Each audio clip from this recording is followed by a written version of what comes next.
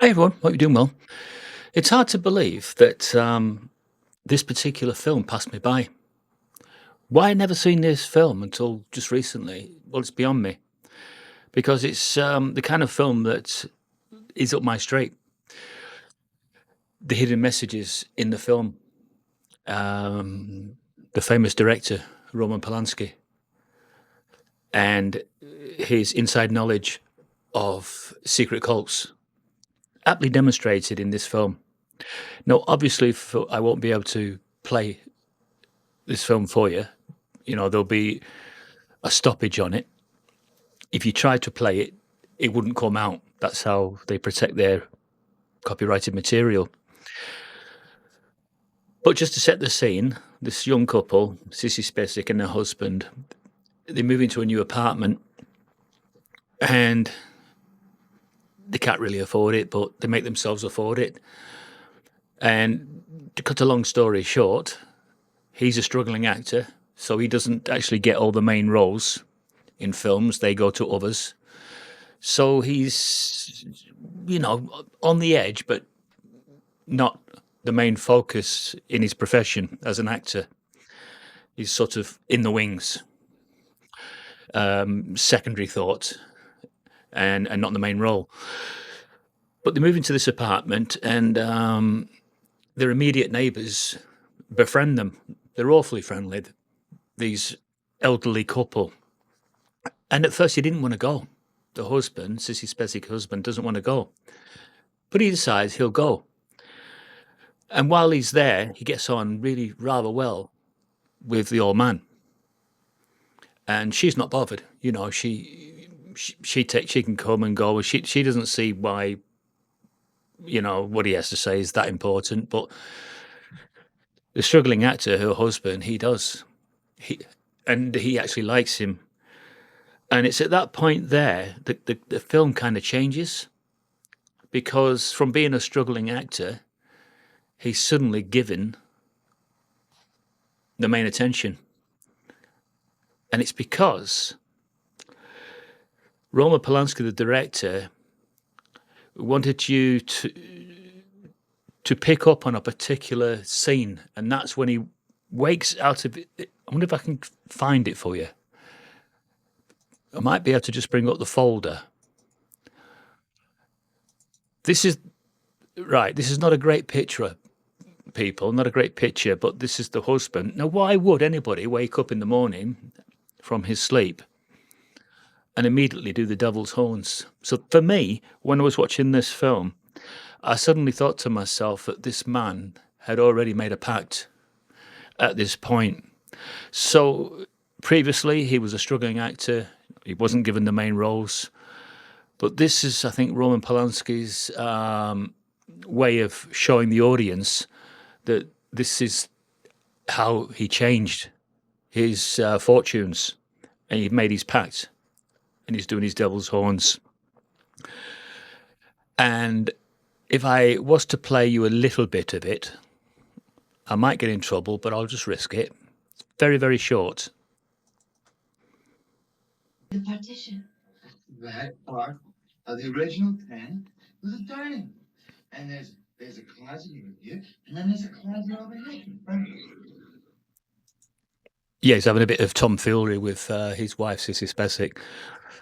And they're talking about that particular back room where the wardrobes had been moved for some reason. Okay, so getting back to let's get it back. It makes more. Yeah, I can't play it. I would love to have played you more, but I can't. I had to actually extract that from while it was playing using my phone, so it's not a great image. But obviously, it's copyrighted material.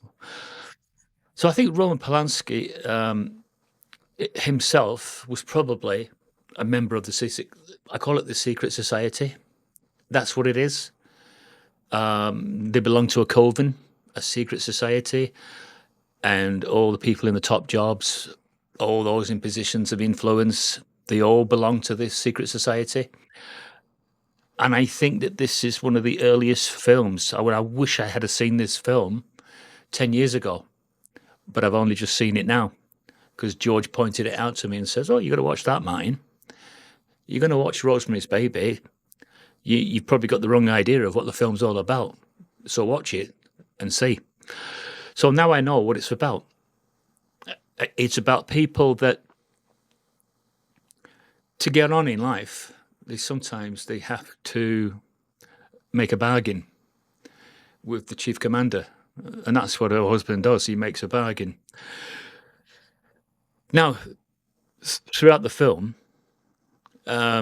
she sometimes, Sissy, she guesses that things are not going too well.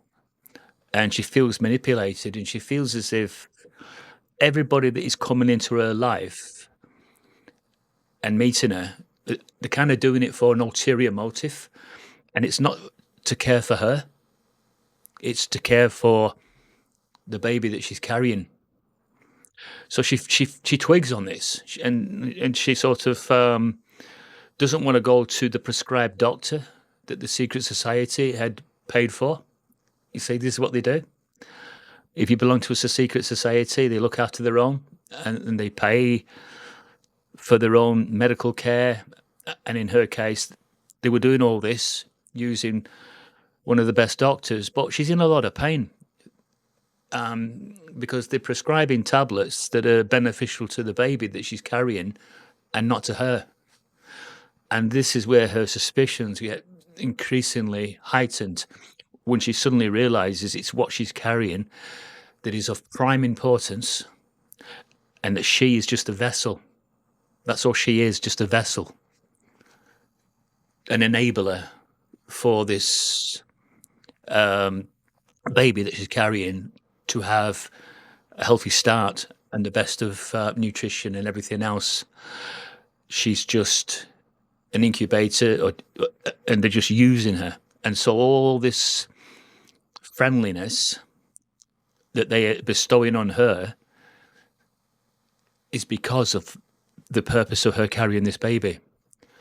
Now, there is a flashback scene. There is a bit of a psychedelic scene where she imagines that she is being pregnated by Lucifer, by the devil. She thinks it's a dream. She thinks it's something, But then the realizations start to be more heightened, and she realizes that she's carrying something, freaky. Yeah, carrying something very freaky. And she's at the end, she goes off the deep end a bit, kind of loses her way, not knowing who to trust. And I get that. You wouldn't know who to trust because everybody that's been recommended belongs to the secret society, this coven. And when they're telling you things, they're just lying to you, but they're such convincing liars. Kind of reminds me of what was happening in the US election, how they were such convincing liars. They wanted to deliver deceptions all the time and dress it up as if it was truth. And it kind of reminded me of those kinds of people, those people that can do the devil's horns and go before the world's press and tell a pack of lies, but they feel like they're covered because they're only lying for Lucifer. They're lying because they've got a great love for Satan and Satan's interest and not for our interest. And so they're such convincing liars. But I was perplexed at first when I started to watch it, when her husband did that. He woke up with the symbolism, doing that and saying what he said. It kind of made me think, wow, is Roman Polanski, the director, is he wanting everybody to pick up on this? Is this a unique part of the film that we should now be marking as a turning point in her husband's life? And that's what I thought. I thought, oh, this has got to be the point where he's already made his pact to serve Lucifer through the old man who belongs to the secret society and all his friends, so that he can gain power and influence and gain the top acting job. And that's exactly what happened, because the guy that previously had got the top acting job, he went blind, and it was because of this secret society, or this secret coven. You need to call them a coven because they're able to cast spells. They're able to get a person's item of clothing and hex them, and so bad luck comes upon them, and that's what happened. And that's why he was able to springboard from being a B actor to being a main stage actor, because of their help. And I just can't believe that I never saw this film. It's got 1968, and he was controversial, wasn't he, Roman Polanski? Very controversial director. And he made that back in 1968, and it's about the secret religion that hides inside. You know, it had everything that I saw about that reminded me of the FM, and how they would do these kinds of things, and how they would propel their own kind once they had made a pact. I don't think you'll get anywhere within that secret society until you'd made that pact. And that's exactly what the film was portraying. That to gain power and influence and have the top jobs, you need to become one of them. If you're not one of them, then they're not going to look after you. But in Sissy's case, they were looking after her interests because she was just the means to bring Lucifer, the devil's son, if you like, into the world. Interesting film.